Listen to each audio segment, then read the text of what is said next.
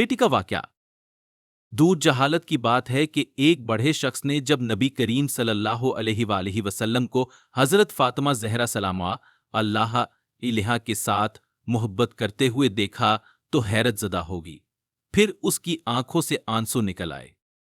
सोचने लगा कि किस तरह बेदर्दी से मैंने अपने प्यारे जिगर को सिर्फ दूर जहालत के रस्म और रिवाज की बना पर जिंदा दरगूर कर दिया था। ये मामलो देखकर नबी अकरम सल्लल्लाहु अलैहि वसल्लम ने फरमाया, आखिर क्या दास्तान है। उन्होंने बयान करना शुरू किया कि मेरी बीवी हामला थी। इन दिनों में एक सफर पे गया हुआ था। जब काफी अरसे बाद पलटा तो अपने घर में एक बच्ची को खेलते हुए देखा और बीवी से पूछा कि ये बच्ची कौन है, तो बीवी ने कहा, यह हमारी बेटी है। फिर उसने किसी नामालूम खौफ के तहत लत्तजा आमीज लहजे में कहा, जरा देखो तो सही किस कदर प्यारी बच्ची है। उसके वजूद से घर में कितनी रौनक है। ये अगर जिंदा रहेगी तो तुम्हारी यादगार बनकर तुम्हारे खानदान और कबीले का नाम जिंदा रखेगी। मैंने गर्दन झुका ली और बीवी को कोई जवाब नहीं दिया, लेकिन लड़की को बगौर देखता रहा। लड़की कुछ देर तो अजनबी निगाहों से मुझे देखती रही, फिर ना जाने क्या सोचकर भागती हुई आई और मेरे सीने से लिपट गई। मैंने भी जज्बात की रूह में उसको आगोश में भर लिया और प्यार करने लगा। कुछ अरसा ऐसे ही गुजरा कि लड़की आहिस्ता आहिस्ता बड़ी होती रही और काफी होशियार बन गई। जब वो अपनी बुलुगत के करीब पहुंच गई तब उसकी मां को मेरी तरफ से बिल्कुल इत्मीनान हो चुका था। मेरा रवैया भी बेटी के साथ मोहब्बत आमीज था। एक दिन मैंने अपनी बीवी से कहा कि जरा उसको बना एक कबीले की एक शादी में उसे ले जाऊंगा। मां बेचारी खुश हो गई और जल्दी से बेटी को सजा संवार कर तैयार कर दिया। मैंने लड़की का हाथ पकड़ा और घर से रवाना हो गया।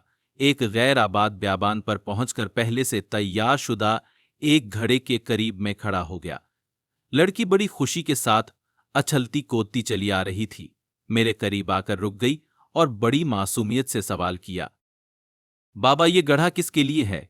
मैंने सपाट लहजे में इससे कहा कि अपने खानदानी रस्म व रिवाज के मुताबिक में तुमको इसमें दफन कर देना चाहता हूं, ताकि तुम्हारी पैदाइश से हमारे खानदान और कबीले को जो जिल्लत और रसवाई हुई है इससे निजात मिल जाए।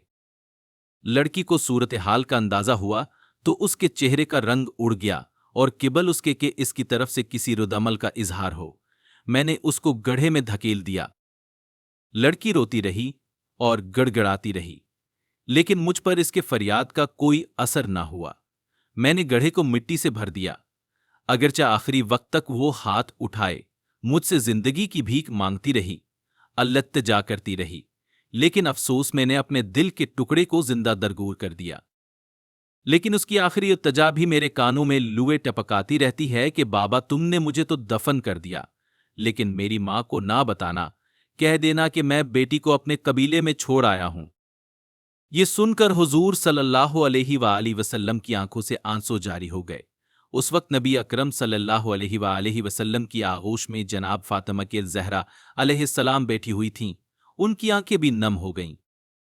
हुजूर इकरम सल्लल्लाहु अलैहि वसल्लम ने अपनी बेटी को सीने से लगा लिया और आप सल्लल्लाहु अलैहि वसल्लम के होंठों पर ये जुमले जारी हो गए कि बेटी तो रहमत है।